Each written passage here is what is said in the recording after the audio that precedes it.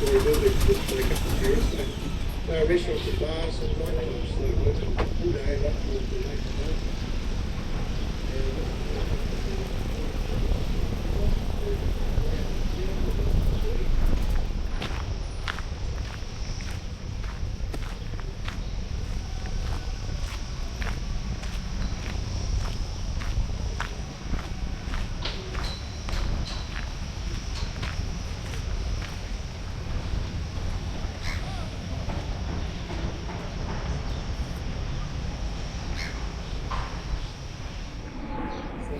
Now, just checking in with you guys. This is everyone's first time going on a punt boat. Yes. First time? Yep. Yep. Great. Me too. Was going to say we're all in the same boat together. Trust me, dad jokes get terrible on a Thursday.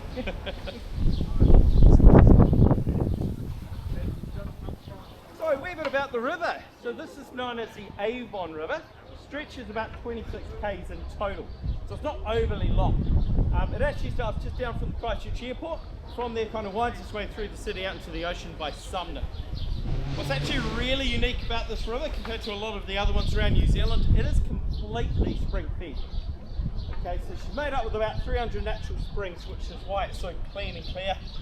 And we don't have to worry about the ocean with water levels, she'll stay like this all year round. Only time to go up is if we get a bit of rain. And then give it about 24 hours and it'll drop right back down again. The Māori name for the river, that's a little bit more exciting. That's known as Otakaro. And Otakaro stands for place of games. So it'd be about 300 years ago, Māori used to travel up here in the waka, do all the hunting and fishing, and they'd leave the children on the side of the bank to look after the waka. Which is a great idea, but if you tell children to stay on the bank and don't go in the river, well, guess what they're going to do? They're going to go in the river, right? The children. Well, that's exactly what happened. And yeah, you know that didn't take much. And so yeah, from that was named Otakaro, place of games. It's been quite a cool little swimming area for the kids back in the day. Cool, so this brings us into Hagley Park.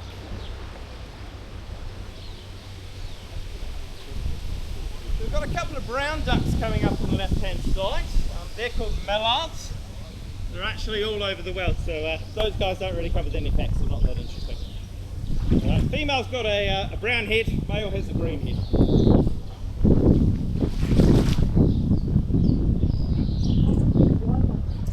New Zealand paddock chickens.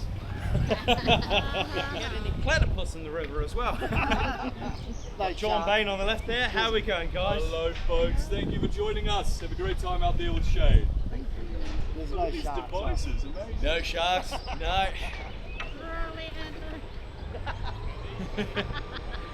I had to laugh at the guy from Australia that was asking about the platypus, because honestly he was absolutely dead serious. Was he? Yeah.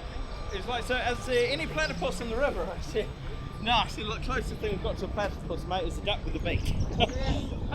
Literally, we do not have anything here like that in New Zealand. Yeah, I was going to say, Oh, yeah, they'll love that. Bring it over. A couple of drop bears in there too. You can have all our snakes. Yeah, you can have our snakes. No, I don't blame you. No. That's what I love about it. There's nothing to bite you. No. Want to kill you, would you?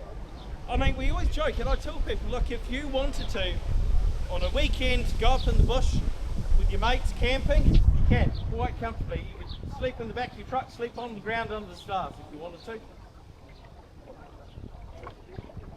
So the right hand side as we go up, all of that there, team Royal Botanical Garden. If you haven't already, you need to go for a wander through there. Honestly, beautiful in springtime. Stretch is about 50 hectares, so it is one of the largest inner city parks here. Yeah, I'll get him in the back. There we go. It's also home to about 275 species of trees from all around the world.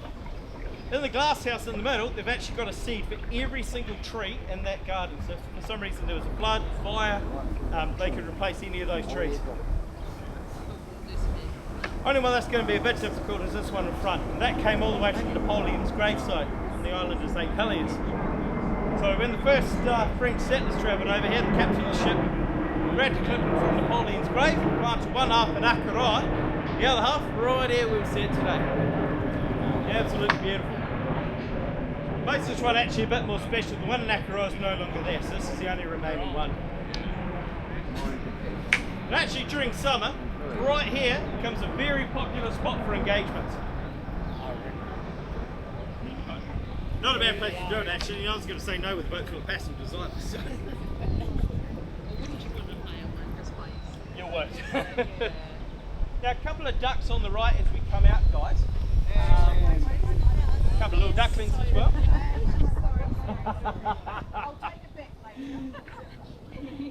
Right, throw her on the front.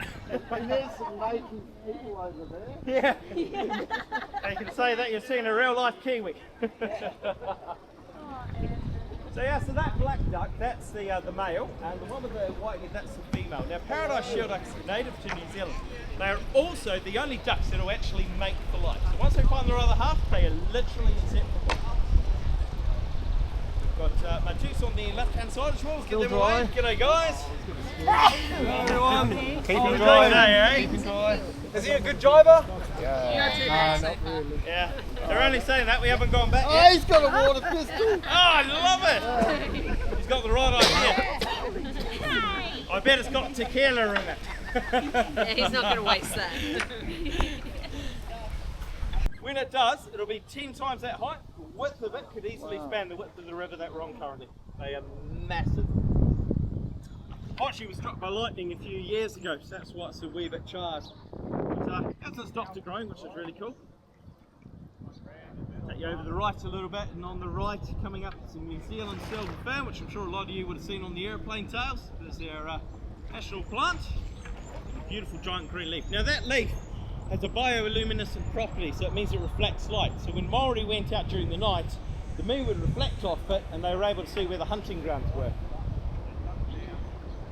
A lot of people still use it today, especially the likes of hunters, trampers, search and rescue people. A way of kind of marking the tracks.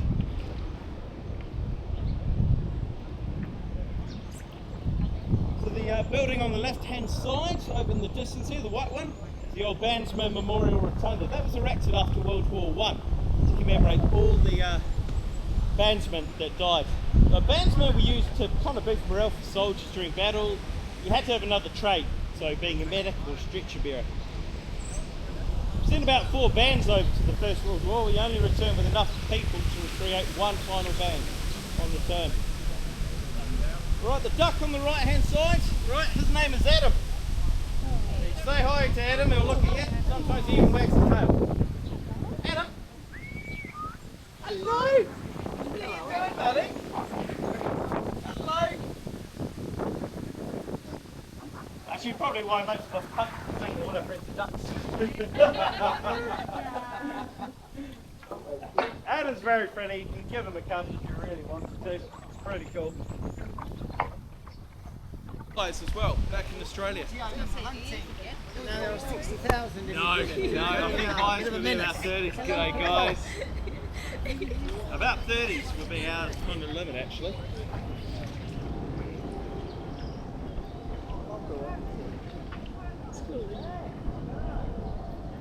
So, a bit of a quick history lesson for you guys on the punting side of things. Because funnily enough, a lot of people get the punting and the gondoliers muddled up. The real difference is those guys sing to you, I don't.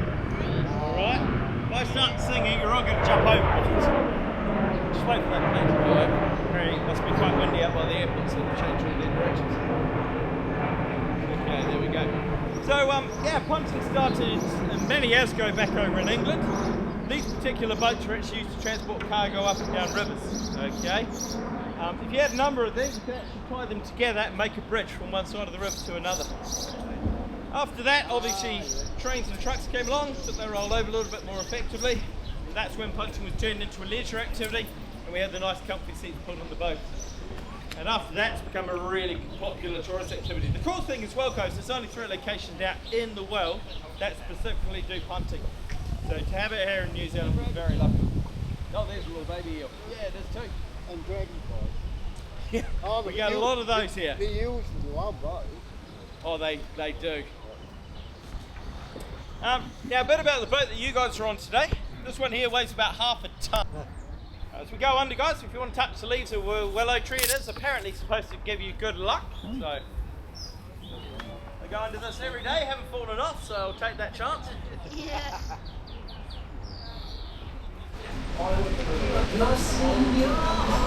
What is that? 360 camera. Goes everywhere. See you looking at it as well. Your face. Doesn't matter. See me? Yeah. Saw me? Yeah. Let me look at it. Wait. No! It's all in my video. I'll show you later. Where's the camera? This one is also camera. This one. 360. 360.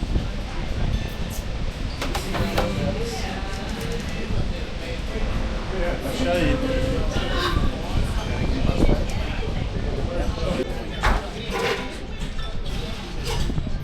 How do you know what you're pointing at?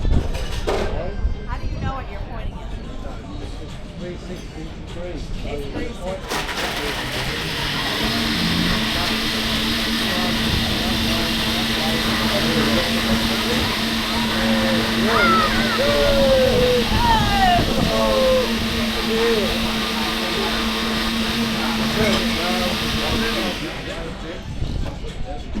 What do you do with it? Oh, you just put it in the computer, then you edit it and you work out what screens you want to do. That way, turn it around, you can do from above, looking down, everywhere. You just pick and choose. And then, how often do you look at it after? Oh, I put it on YouTube.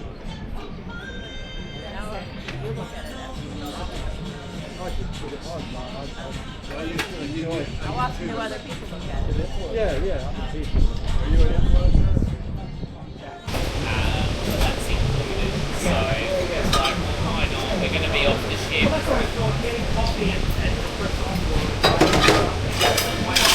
Yeah.